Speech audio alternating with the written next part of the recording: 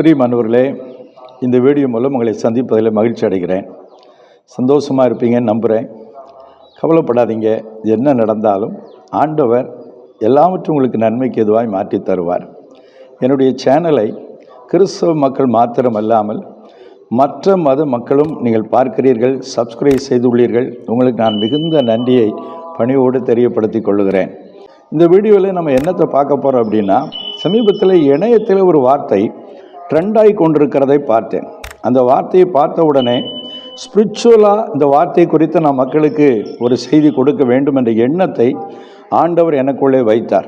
அதன் மூலமாக ஒரு சின்ன செய்தியை, ஒரு ஷார்ட் மெசேஜை உங்களோடு நான் பகிர்ந்து கொள்ள விரும்புகிறேன். அந்த வார்த்தை என்ன அப்படின்னா, தீய சக்தி என்று சொல்லக்கூடிய வார்த்தை தான்.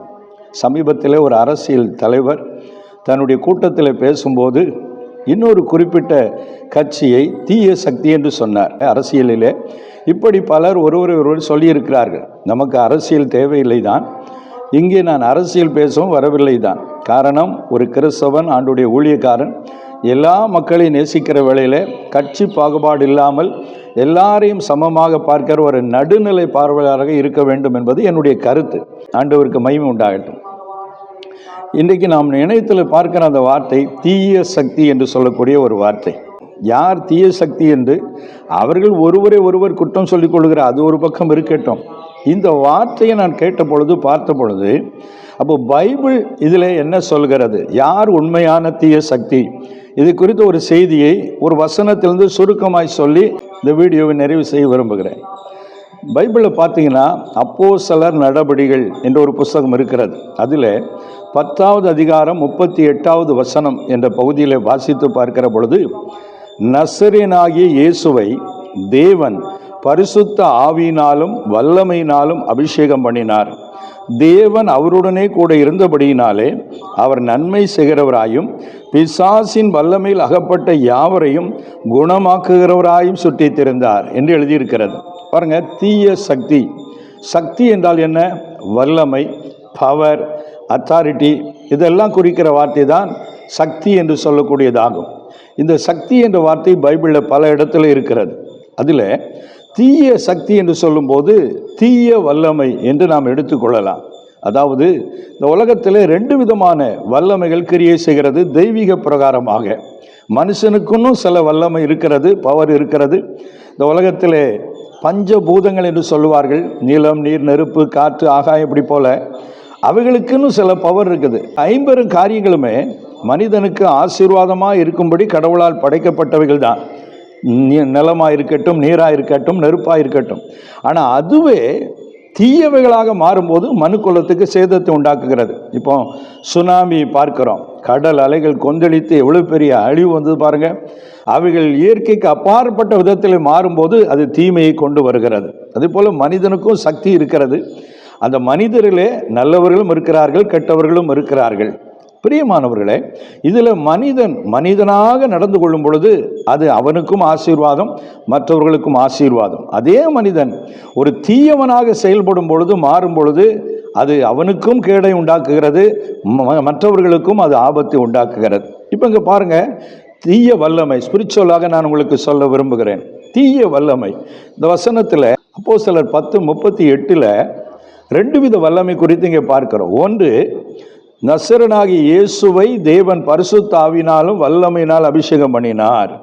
இங்கே திரியேகத்துவ தேவனை குறித்து சொல்கிறது. தேவன், இயேசு, பரிசுத்த ஆவியானவர், அதான் திரித்துவ தேவன், திரியேகத்துவ தேவன் என்று சொல்லுகிறோம். இப்படி இந்த திரியேக தேவன் வல்லமை உடையவராக இருக்கிறார் என்று இங்கே சொல்லப்பட்டிருக்கு. அந்த திரியேக தேவன் தான் மாம்ச வடிவிலே வந்தவர் தான் இயேசு கிறிஸ்து. மனிதனுக்கு நன்மை செய்வதற்காக மனிதனாய் அவதரித்தவர் இயேசு கிறிஸ்து. இங்கே அந்த இயேசு கிறிஸ்துவுக்கு கொடுக்கப்பட்ட வல்லமை அது என்ன செய்தது? அவருடனே தேவன் இருந்தபடினாலே நன்மை செய்கிறவராய், குணமாக்குகிறவராய், பிசாசின் பிடியில் அகப்பட்ட யாவரையும் விடுவிக்கிறவராய் சுற்றி திரிந்தார். தான் தேவனுக்கு இருக்கிற வல்லமை மனிதனுக்கு நன்மை செய்கிறது. மனிதன் நல்லா இருக்கணும், சுகமாக இருக்கணும், ஆரோக்கியமாக இருக்கணும், நீடித்து வாழணும். இப்படிப்பட்ட காரியத்தை செய்வதுதான் நல்ல சக்தி, தெய்வீக சக்தி, உண்மையான கடவுளுடைய சக்தி மனிதனுக்கு நன்மை செய்யக்கூடியதாக இருக்கிறது. ஆகவே நல்ல சக்தி என்று சொன்னால் யார்? அது ஆண்டவராகிய இயேசு கிறிஸ்து. அப்ப தீய சக்தி என்றால் யார்? தீய சக்தி என்பது இதே வசனம் சொல்கிறது, பிசாசின் வல்லமையில் அகப்பட்ட யாவரையும். அப்போ பிசாசு என்று சொல்லக்கூடிய அல்லது சாத்தான் என்று சொல்லக்கூடிய ஒரு தீய சக்தி இந்த உலகத்தில் இருக்கிறது. அந்த தீய சக்தி என்ன செய்கிறது? மனுஷனை அகப்படுத்துகிறது. அகப்படுத்துகிறது என்றால் அவனை சிக்கலிலே மாட்ட வைக்கிறது. என்ன சிக்கல்? அவனை பாவம் செய்ய வைத்து நல்லா இருக்கிற மனுஷனை குடிகாரனா மாற்றி மோசமான கேரக்டரை அவனுக்குள்ள வைத்து மனுஷனுடைய வாழ்வை அழித்து விடுகிறது. முடிவிலே நரகத்திற்கு அவனுடைய ஆத்மாவை கொண்டு சென்று விடுகிறது. இதுதான் தீய சக்தி என்பது. தீய சக்தி என்பது சாத்தானுடைய சக்தி, பிசாசனுடைய சக்தி. நான் சொல்லல, பைபிள் சொல்லுகிறது. சாத்தான் என்று சொன்ன உடனே நீங்க இந்த வார்த்தையை தவறா எடுத்துக்கொள்ளக்கூடாது. அப்போ இயேசுவை கும்பிடாத வழிபடாத மற்றவர்களைத்தான் இவன் சாத்தான் என்று சொல்கிறான் என்று நீங்க அப்படி என்னை தவறாய் புரிந்து கொள்ளக்கூடாது. பைபிள் சொல்லுகிறது, ஒரு நல்ல சக்தியாக தேவனுடைய சக்தி இருக்கிற அதே வேளையில தீய சக்தியாக ஒரு வல்லமை இருக்கிறது. அவனுக்கு பெயர் சாத்தான் என்று அழைக்கப்படுகிறது. அதுதான் பைபிளில் சொல்கிறது. மற்றபடி யாரையும் கும்பிடுகிற தெய்வங்களையோ மற்றபடி எந்த மனிதர்களையோ சாத்தான் என்று நான் சொல்ல வரவில்லை. எனக்கன்பானவர்களே, சாத்தான் என்ற ஒரு ஆவி இருக்கிறது. எப்படி கடவுள் ஆவியா இருக்கிறாரோ அதே போல சாத்தானும் ஆவியா இருக்கிறார். ஆனால் கடவுளுடைய சக்தி என்பது நன்மை செய்யக்கூடிய சக்தி. அது மாத்திரமல்ல, சர்வ வல்லமையுள்ள சக்தி. கடவுளால் ஆக்கவும் முடியும், அழிக்கவும் முடியும், பாதுகாக்கவும் முடியும். எல்லாவற்றையும் செய்கிற ஒரு பெயர் தான் கடவுள் அல்லது இறைவன், ஆண்டவர். நாங்கள் அதை தேவன் என்கிறோம், இயேசு கிறிஸ்து என்று சொல்லுகிறோம். சரி, அவர் நல்ல சக்தி. அவர் எப்போதுமே நன்மைதான் செய்வார். ஆண்டவரை கும்பிடுகிற, ஆண்டவரை தேடுகிற ஒவ்வொருவரும் நன்மை செய்ய வேண்டும் என்று அவர் சொல்லி இருக்கிறார். ஆகவே அவர் அந்த சக்தியினுடைய நோக்கம் மனுஷனுக்கு நன்மை செய்வது, மனுஷனை நன்மையை செய்ய வைப்பது. ஆனால் அந்த தீய சக்தி இருக்குத, அதுதான் மனிதனுடைய வாழ்வை சிக்கலில் அகப்படுத்துகிற சக்தி.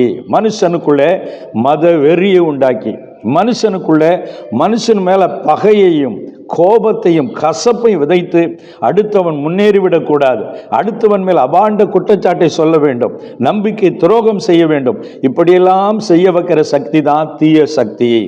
தெய்வீக பிரகாரமாக ஸ்பிரிச்சுவலா பார்த்தீங்கன்னா அதற்கு பெயர் தான் சாத்தானுடைய சக்தி என்று சொல்லப்படுகிறது. சாத்தான் எப்போதுமே அவன் தீயவன், அவன் தீய சக்தி உடையவன், அவன் தீமைத்தான் செய்ய பார்ப்பான். காடுகளில் தெரிந்து கொண்டிருக்கிற யானைகளை பிடித்து அதை தன் வசப்படுத்தி அதனை தன்னுடைய உபயோகத்துக்காக பயன்படுத்தும் போது மனிதர்கள் அந்த மிகப்பெரிய யானை எப்படி பிடித்து வசப்படுத்தி கொண்டு வருவார்கள் என்பதற்கு ஒரு கதையை ஒரு முறை ஒருவர் சொல்ல நான் கேட்டேன். அது என்னன்னா, காடுகளிலே யானைகள் திரிகிற பகுதிகளிலே மிகப்பெரிய ஆழமான குழிகளை தோண்டுவார்களாம். அந்த குழிகளுக்குள்ளே இலை, யானைகளுக்கு பிடித்தமான இறைகளை எல்லாம் போட்டு எல்லாம் பரப்பி வச்சிருவாங்க.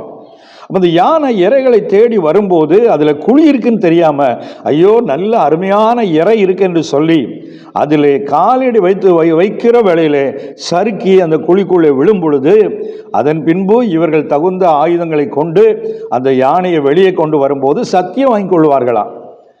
நான் உன்னை காப்பாற்றி வெளியே கொண்டு வரணும்னா எனக்கு நீ அடிமையாக இருக்கணும், காலமெல்லாம் நான் சொல்கிறத கேட்கணும்னு சொல்லி அதன் பின்பு காப்பாற்றி வெளியே கொண்டு வருவார்கள். அதன் பின்பு பயிற்சிகளை கொடுத்து தனக்கு அடிமையாக வைத்து அதன் மூலம் காசு சம்பாதிக்கிற காரியங்கள், இன்னும் பல காரியங்களுக்கு யானையை பயன்படுத்துகிறார்கள். இங்கே நாம் கவனிக்க வேண்டியது, சாத்தான் இருக்கிறானே அவன் இப்படித்தான் செய்கிறான். மனிதர்களை அறியாமையிலே தீய சக்தி இவன் என்று தெரியாத மக்களுடைய வாழ்விலே அவர்களுக்கு நன்மை செய்வது போல பணம், செழிப்பு, செல்வம் இவங்களெல்லாம் கொடுப்பது போல காண்பித்து அவர்களை குழிக்குள்ளே விழத்தள்ளுவது போல நரக குழிக்குள்ளே கொண்டு போய் விடுகிறான். அது மாத்திரமல்ல, வாழ்க்கையிலும் பாவத்தின் படிகளுக்குள்ளே கொண்டு போய் அவனை தள்ளி அதன் பின்பு அவனை தனக்கு அடிமையாக்கி வைத்து நான் சொல்லுவதெல்லாம் செய்ய வேண்டும், என்னையே நீ வழிபட வேண்டும் என்று சொல்லி அவனை அடிமை போல மாற்றி விடுகிறது.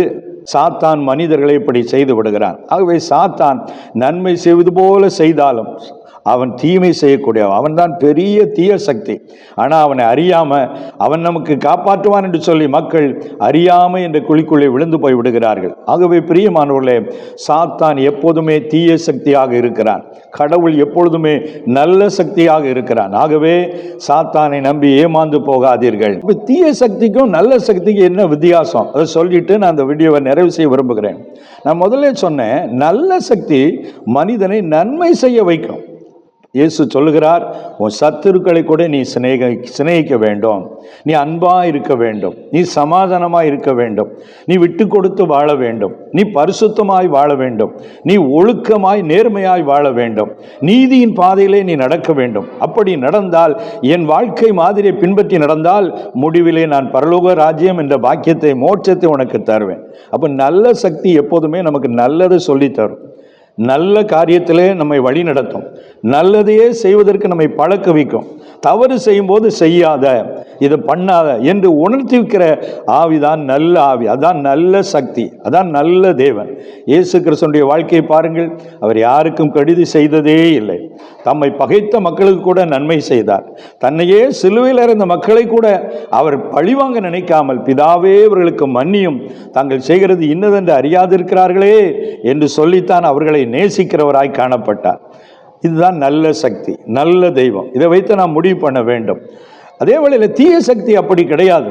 நம்மை கோபத்தை, பகையை, வெறுப்பை உண்டாக்கி அடுத்தவனை வாழ விடாமல், அடுத்த மதத்தவர்களை, அடுத்த ஜாதி மக்களை, அடுத்த மொழியினரை அவனை வேதனைப்படுத்தி தான் என்று சொல்லி மக்களுக்குள்ளே பிளவுகளையும் மக்களுக்குள்ளே பிரிவினைகளை விதைக்கிற சக்தி தான் தீய சக்தி. இப்போ நீங்கள் யோசித்து நீங்களே முடிவெடுக்கணும். மனுஷனுக்கு கடவுள் அந்த ஒரு உரிமையை கொடுத்திருக்கிறார். நல்லதோ கெட்டதோ நீயே சூஸ் பண்ணிக்கப்பா. அதான் மரணத்தையும் ஜீவனையும் உனக்கு முன்பதாக வைத்திருக்கிறேன், எது வழியோ நீனே முடிவு பண்ணிக்கோ. இப்போ நீ நல்ல வழியில் நடந்தா உனக்கு வாழ்க்கை நல்லா இருக்கும், உன் தலைமுறை நல்லா இருக்கும், இந்த தேசம் நல்லா இருக்கும். இந்த உலகத்தில் மாத்திரமல்ல, மரணத்திற்கு பின்பு உள்ள வாழ்க்கையிலும் மோட்சம் உனக்கு கிடைக்கும். ஆனால் நீ தீய வழியை சூஸ் பண்ணனா, அந்த தீய சாத்தானுக்கு நியமிக்கப்பட்டிருக்கிற மத்தேயு 25 அதிகாரம் 41 வாசித்தால், சாத்தானுக்கும் அவனை சார்ந்த தூதர்களுக்கும் நரக அக்னியை கர்த்தர் ஆயத்தம் வைத்திருக்கார். நரகம் என்பது மனிதனுக்காக ஆயத்தம் பண்ணப்பட்டது அல்ல, மனிதனுக்கு ஆயத்தம் பண்ணப்பட்டது பரலோகம் தான். ஆனால் சாத்தான் என்ற தீய சக்தி மனுக்குலம் முழுவதையும் வேதனைப்படுத்தி அவர்களை இழுத்துச் செல்ல விரும்புகிறபடினாலே தான் அவனுக்காக நியமிக்கப்பட்ட இடம்தான் நரகம். அப்ப நம்ம நல்ல சக்தியாகிய தேவனை தேடாமல் தீய சக்தியை பின்பற்றினா, அந்த தீய சக்திக்கு என்ன முடிவு வரப்போதோ அதே முடிவு என்ற நரகத்தில் மனிதனையும் தள்ளக்கூடிய நிலைமைக்கு மனிதனே முடிவு பண்ணி கொள்கிறான். அதனால பிரியமானவர்களே, நீங்களே முடிவு பண்ணுங்க, நம்ம எந்த சக்தியை பின்பற்றுவது, நல்ல சக்தியா தீய சக்தியா, அதை நீங்களே முடிவு செய்து நல்ல சக்தியை பின்பற்றுங்கள். நல்ல உண்மையான தேவனை பின்பற்றுங்கள், வாழ்க்கையில நல்லா இருப்பீங்க. தீய சக்தியை பின்பற்ற நினைக்காதீங்க. அது ஆரம்பத்தில் நல்லா இருக்கிறது போல தெரியும், அப்புறம் உங்கள் வாழ்விலே வேதனை, துன்பத்தையும் சாபத்தையும் அது கொண்டு வந்துவிடும். ஆகவே நீங்களே முடிவெடுத்து எதை பின்பற்றுமோ உங்க முடிவுக்கே பைபிள் விட்டு கொடுக்கிறது. நானும் அதையே உங்களுக்கு சொல்லுகிறேன், நீங்க சூஸ் பண்ணிக்கொள்ளுங்க. யாரும் கட்டாயப்படுத்தி யாரையும் எதுவும் செய்துவிட முடியாது. அதனால நீங்களே முடிவு செய்து நல்லதையே பின்பற்றுங்கள் என்று ஆலோசனை சொல்லி இந்த வீடியோ நிறைவு செய்கிறேன். கர்த்தர் உங்களை ஆசீர்வதிப்பாராக.